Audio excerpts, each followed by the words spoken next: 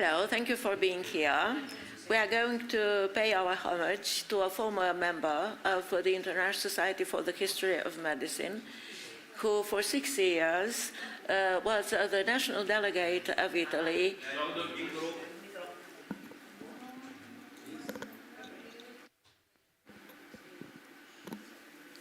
Hello. We welcome everybody who is here in this very special moment for our program of today, bearing on the history of medicine and particularly on the history of obstetrics and gynecology. Now we are going to pay homage to a former member of our International Society for the History of Medicine and who represented Italy in our academic institution for 6 years. His name is Romano Forleo. So my presentation bears on Professor Romano Forleo, a humanistic and innovative obstetrician and gynecologist. And you can see a picture, an imaginative or imaginary image of Professor Forleo represented painting one of his patients, a young mother with a newborn child in her arms. Professor Forleo was born on November 12th in 1933 and died on August the 1st, 2025. In 1945, he was among the contemporary founding leaders and first director of the Obstetrics and Gynecology Division of the Fate Bene Fratelli Hospital on Tiber Island, or Insula Salutis, or Isola Tiberina. Being a seat of an ancient temple of Asclepius dating back to the 3rd century BC, this Insula Salutis, island of health, hosted later a hospital associated with medicine and healing. Ovid, or Ovidius, the Roman poet, tells us in his poems that in the 3rd century BC, the island was confronted with a plague epidemic, and in order to be protected against this disease, the inhabitants and priests of the island asked for help the representatives of an temple, of an Asclepius temple in Greece, and they sent to this island a snake, one of the sacred snakes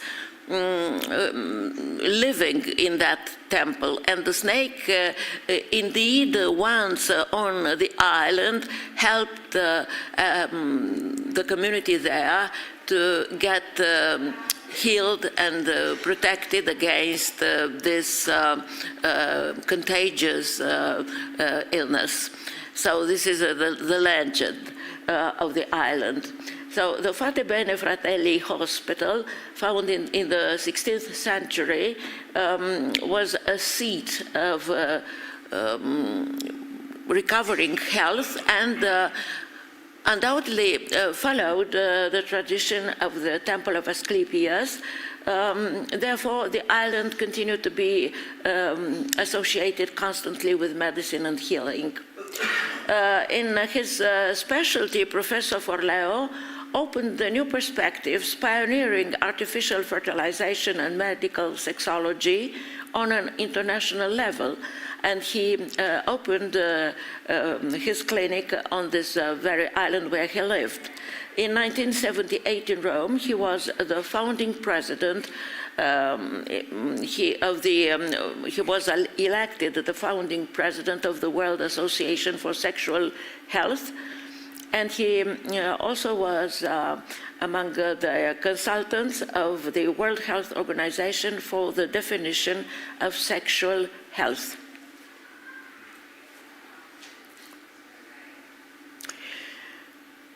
He was a Catholic and the senator of the Italian Republic on behalf of the Christian Democratic Party, but also of the Popular Party in Italy. And he engaged in medical bioethics. He worked on health and family policies in this position and implemented a new way of conceiving pregnancy and childbirth, promoting women's right to gentle childbirth, that is, painless childbirth.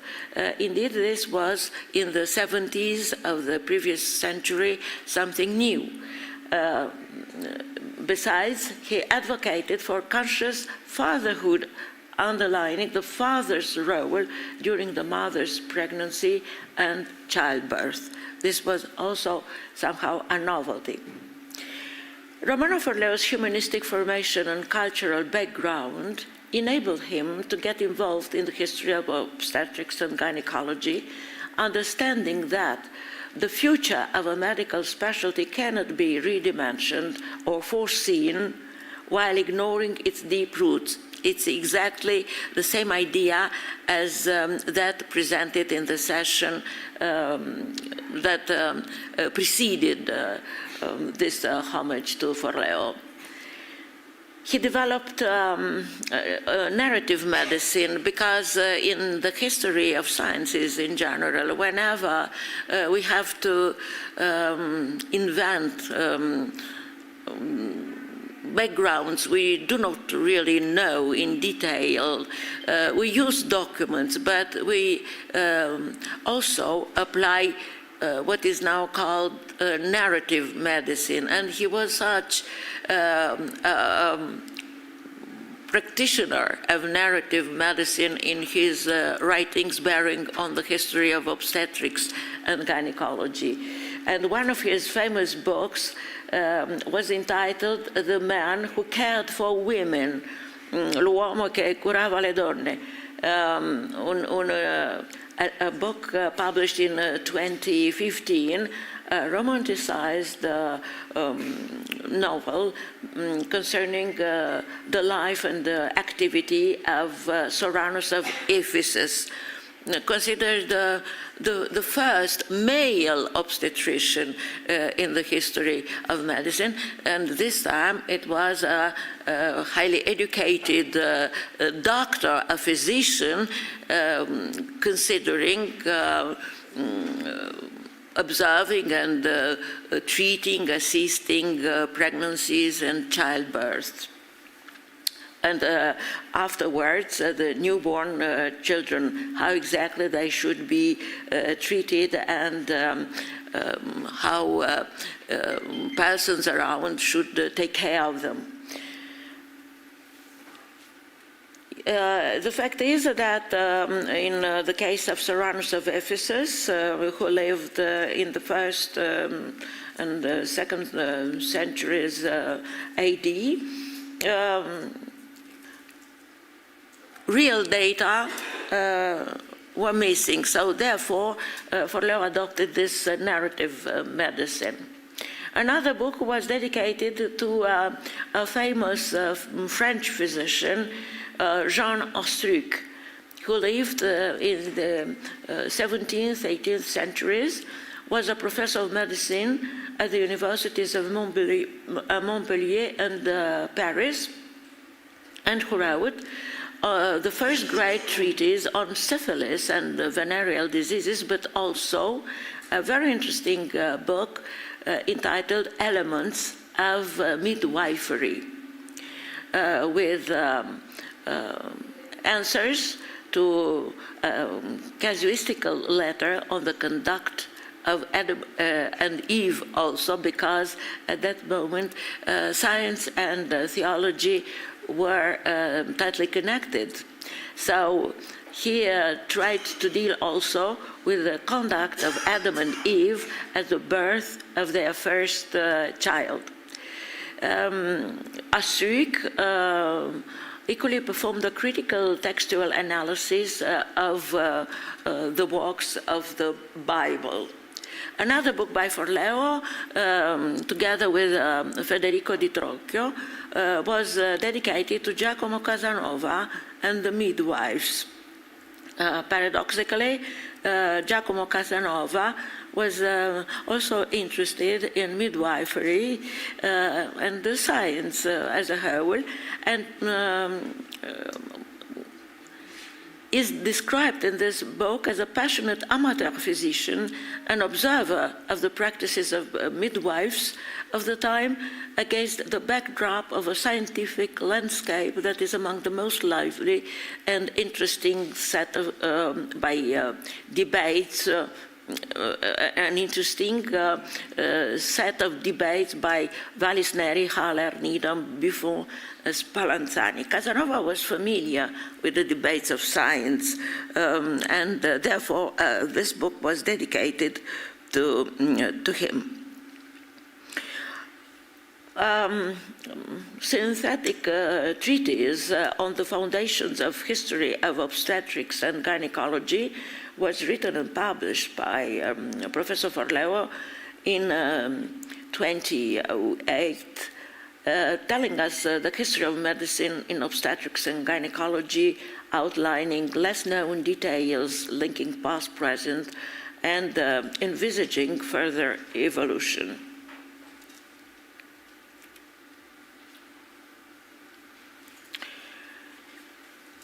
As he was not only an expert in his field of professional activity, but also a passionate historian of sciences, and particularly of medicine, he got involved in the activity of the International Society for the History of Medicine, and was elected national delegate of Italy to our society between 2010 and 2016. Consequently, as national delegate, he was also a member of the Society's Administrative Council. He tried to increase the visibility and the activity of Italian members of the Society, to increase their number, but also to expand and strengthen the presence of the International Society for the History of Medicine to new parts of the world. And I think that our collaboration with China is in great part due to his efforts. When he retired from our society, to put it in his own terms, we already felt the nostalgia of tomorrow. It is the title of one of his books. And trying to save the future, we can understand that we should first try to save our past in order to find the best solutions, but also pay attention to present-day history of our everyday life. The memory of these days, however, does not cloud the dawn of the third decade of this century, believed Forleo. And a woman has a special place in this adventure. A woman takes it upon herself to change the course of a vibrant story, a fairy tale or a dream out of which a new society emerges. And of course we should constantly be very careful for this dream not to change into a nightmare.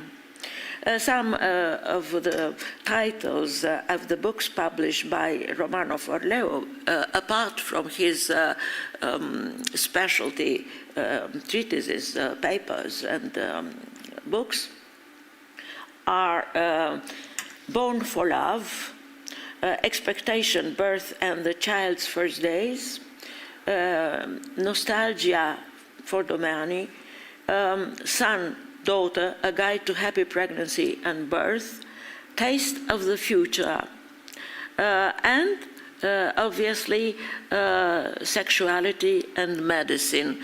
These were not strictly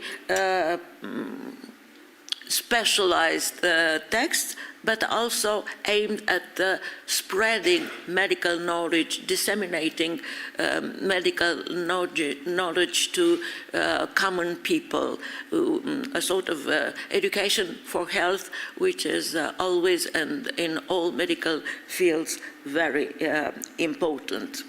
This is our brief homage to Professor Romano Forleo, who left us an important and valuable tradition and the image of a person open to the world and always willing to help.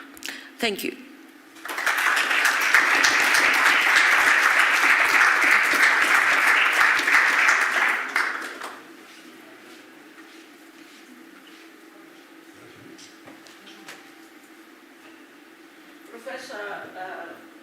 Giorgio, Zanchin, former president of the International Society for the History of Medicine, who personally knew Professor Forleo much better than me, is going to remind us of the personality of this member of our society. Good morning. After such a vivid and complete description of the works of the scientific profile of our beloved Romano Forleo, I will focus very briefly, actually, in order not to repeat things that will be developed further by speakers which will follow me, the figure of Romano Forleo in my personal experience. I have very fond memories of him. Actually, he was the representative of the Italian delegate to the International Society for History of Medicine after me, when I was elected president of my society. And he was very close to me during my double presidencies. He was a very collaborative man, very smart, very passionate with history of medicine. He saw how vast was his production. Indeed, he was really interested not only in medicine, not only in obstetrics, not only in history of medicine, but on culture in general. He was also a painter, and he was an avid collectioner of old books. Personally, I remember many times when I went to Rome, I rarely missed to pay him a visit in his beautiful apartment facing the Tiberina Island, which reminds us of the legend of the arrival from Greece of the snake Asclepius from Epidaurus. It was, of course, a coincidence, but it was very appropriate in having such an intelligent and cultured man facing the supposed core of the medicine, the first beginning of medicine, Hippocratic medicine in Rome. I had with him many very pleasant discussions on culture and mainly on books, on arguments, topics of history of medicine and of medicine. It was very enjoyable because I never forgot to bring with me a bottle of good wine from Valpolicella. I remember Amarone, which is worldwide famous. And so sipping on that, of course, the culture became even smoothly. So I have only to say that I have really fond memories of him, and I think it has been really a pity that he's not with us physically, but I'm sure that he will be forever with us spiritually. Thank you.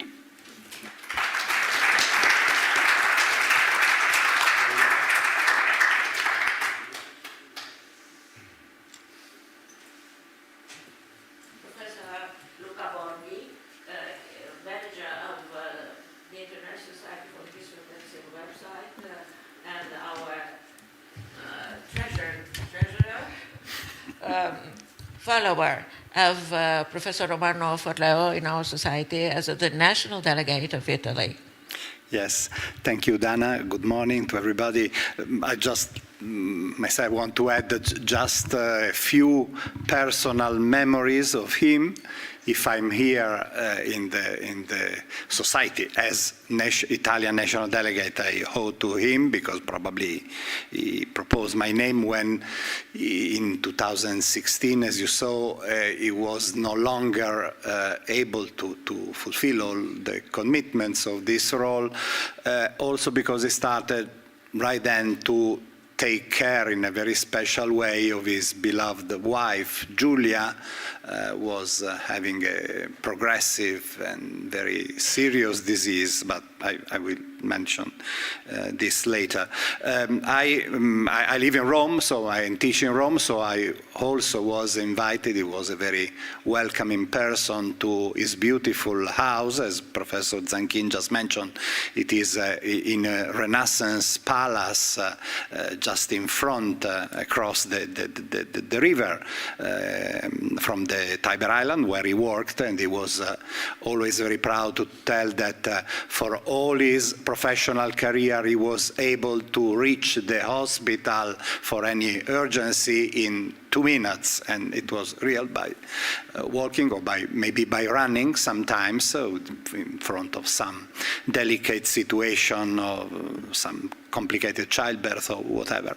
Professor Zanchin already mentioned, but what I liked the most in my visits to his house was his great collection of ancient and rare medical books. He was a bibliophile, even if specialized of course, in the history of obstetrics and gynecology. I think he had one of the most incredible collection of this kind of books. I don't know what is going to happen to his personal library. Surely his family is keeping it, but I hope that sooner or later it will become also available to the public in some way. I don't know exactly nothing about that, but it is my hope or wish.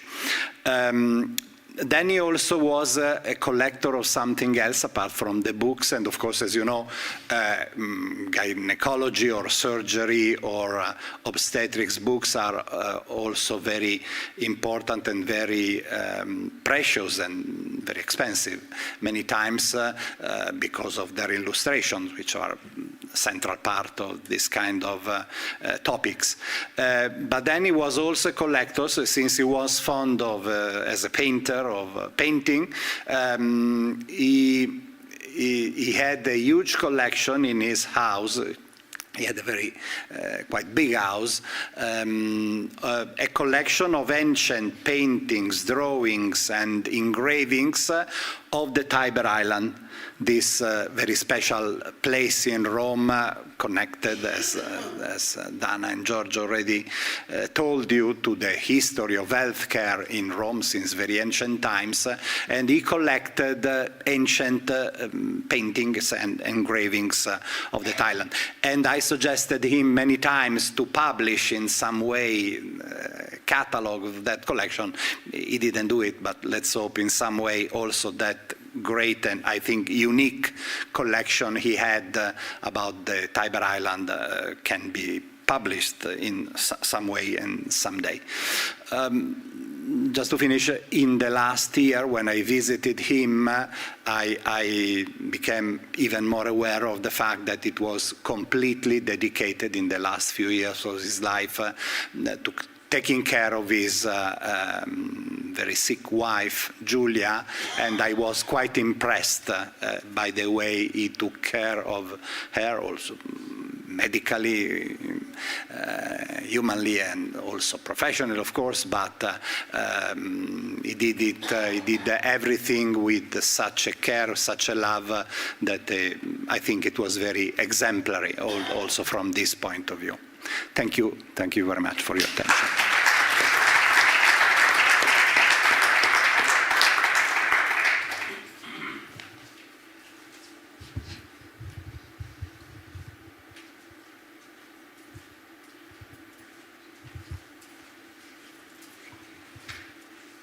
Professor Carlos Viesca, past president of the Society, the International Society for the History of Medicine, will tell us some words about the same Professor Forleo. And I think that he also used to know Professor Romano Forleo very, very well. Professor Viesca himself, as many of us, are fond of art, literature, precious collections, and therefore his words will be very, very interesting, I think. Thank you very much, Dana.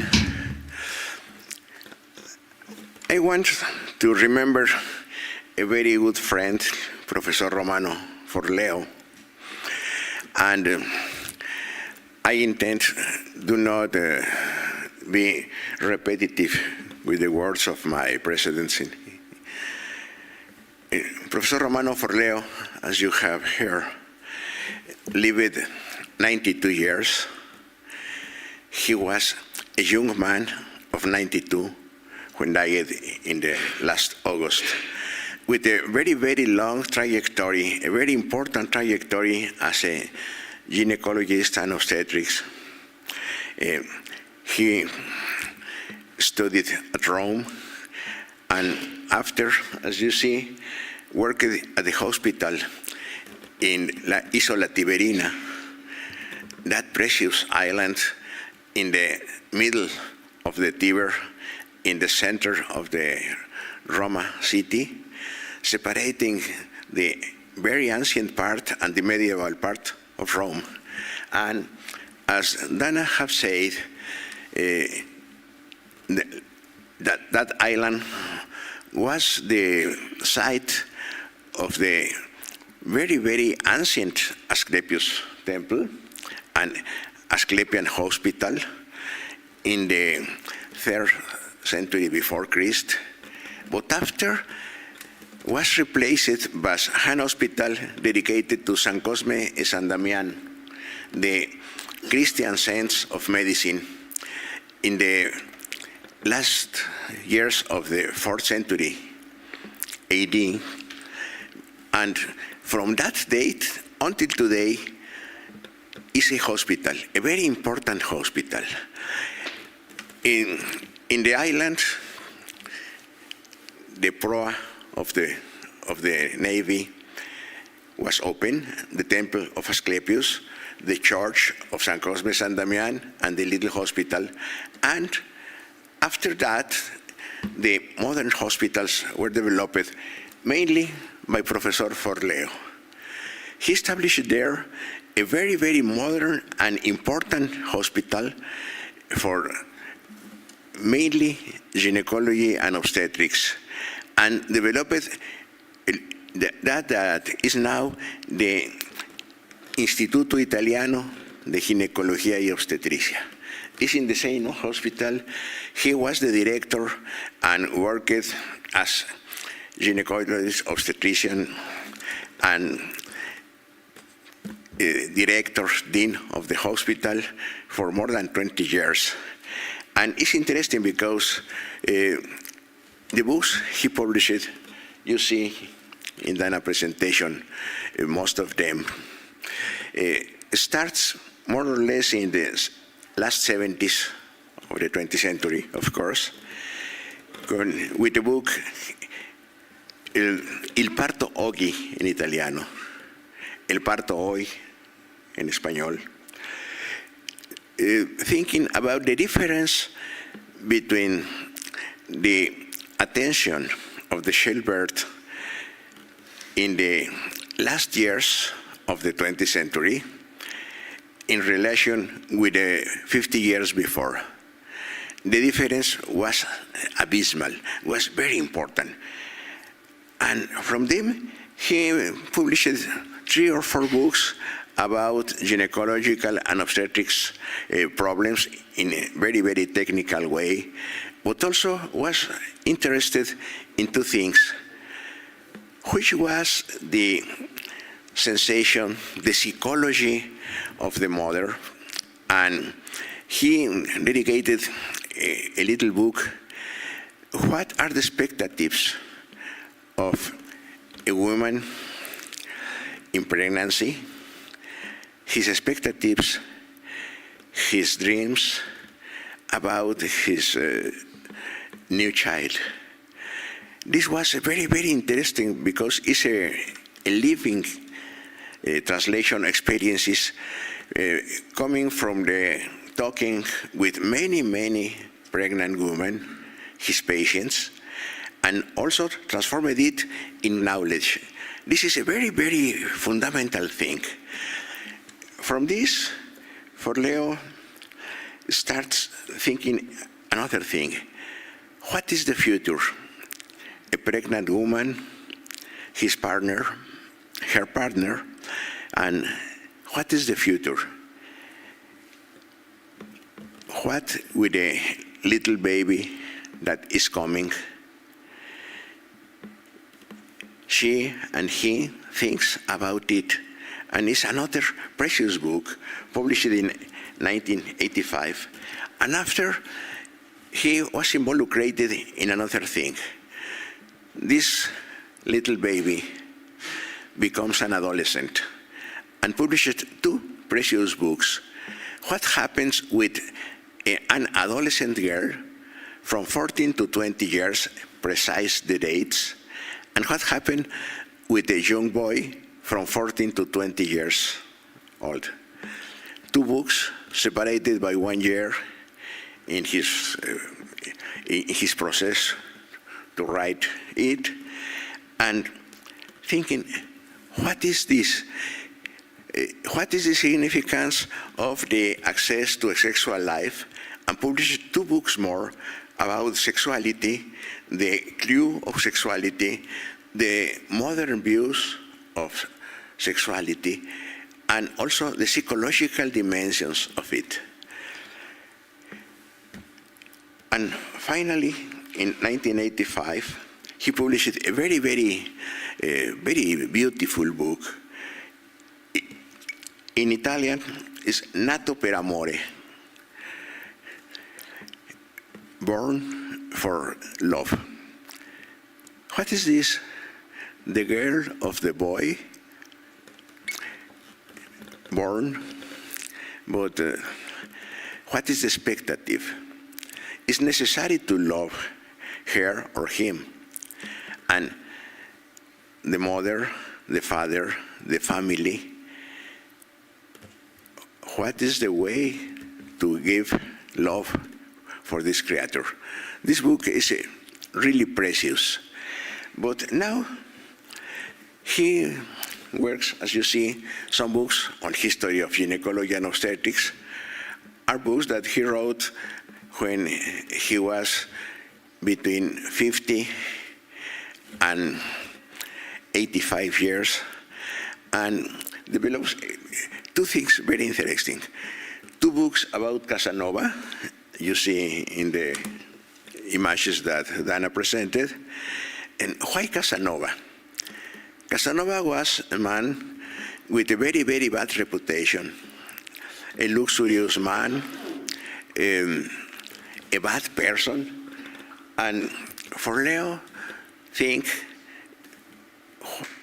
is real, and he rescues another image of Casanova. He said, is a man superficial, yes,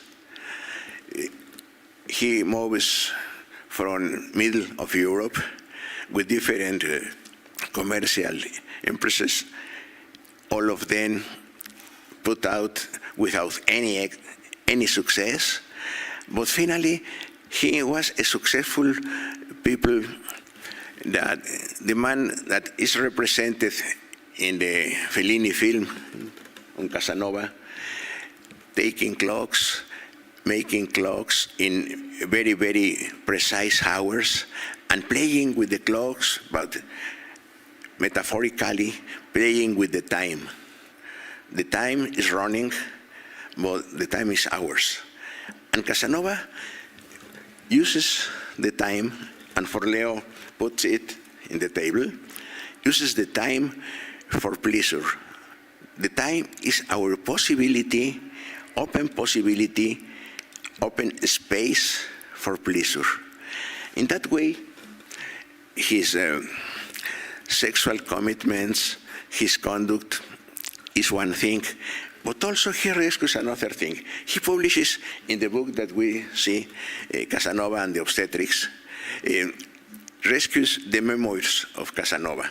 Casanova wrote a little book of his adventures, his experiences with women, but also with pregnant women, and he aided pregnant women go to the women to attend it, and developed a new idea about the way to attend the childbirth, and also criticizes the women that doesn't have an ethical conduct with his pregnant patients.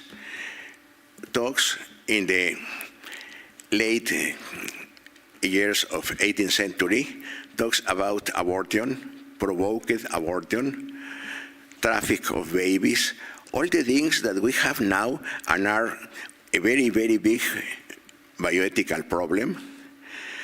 But Casanova is curious. This strange man talks about it 2 centuries ago.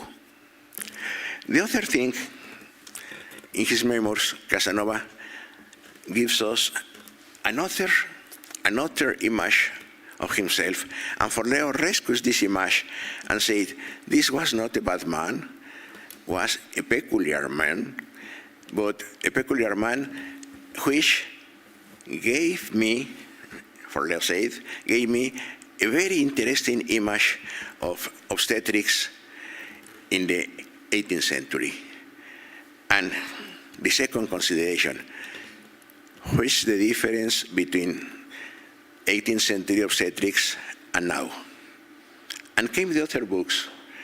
The other books mentioned by Dana, the man that cured the women, and it's a narrative, a very, very fine narrative on the biography of Soranus de Faso. It's not Ephesus as a school of obstetrics, but a man that represented that school.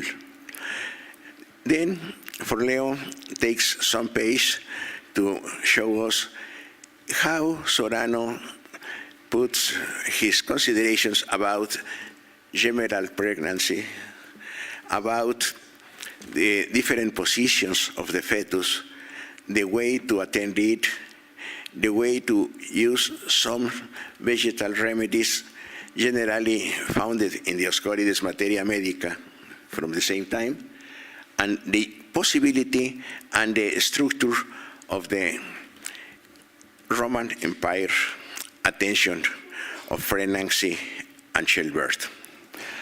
The other important book, History of Gynecology and Obstetrics, is many interesting for us because in his first part show the evolution of obstetrics from the ancient cultures, Mesopotamia, Egypt, ancient Greece, to medieval times, until to the actual situation, but later dedicates 2 or 3 chapters to specific things, forceps, for example, is a 25-page about the introduction of forces and the difference that the possibility to have a forceps and to maintain living the child and the mother.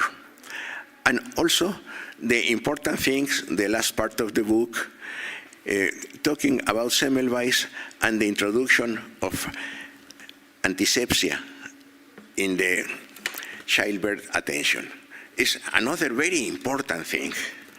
And his later books, his last books, changes the optics and thinks what signifies the future?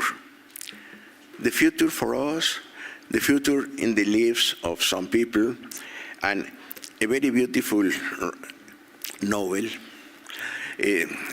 called Un altro amore, a different love. It's a history of two young physicians that are married, have a common life, and in one moment she decides to go to the convent and became Carmelite nun, and the man, desperate, became Dominican friar. And two stories parallel, a love for the others in the Christian charity, but finally the love to others attending with his knowledge of gynecology and obstetrics, working in Brazil in the Amazonas forest, working in some parts of Europe, and finally the new encounter of both of them with a new love, a love born from his experiences as physicians, human experience from his patients, their patients, and also the future. And his last book, Nostalgia for the Future. What is that we expect from the future?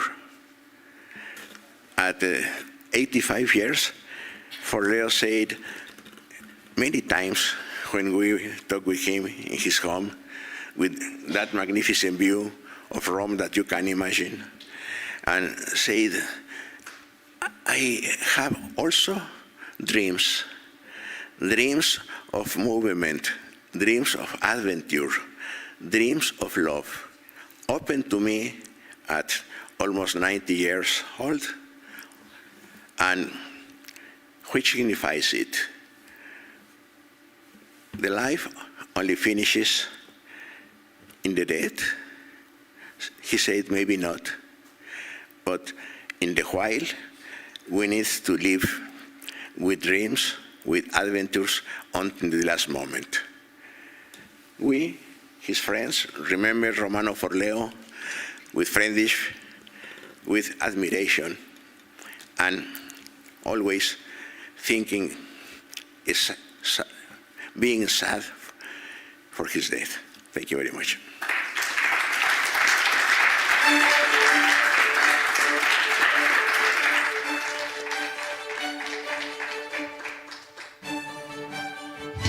Thank you very much.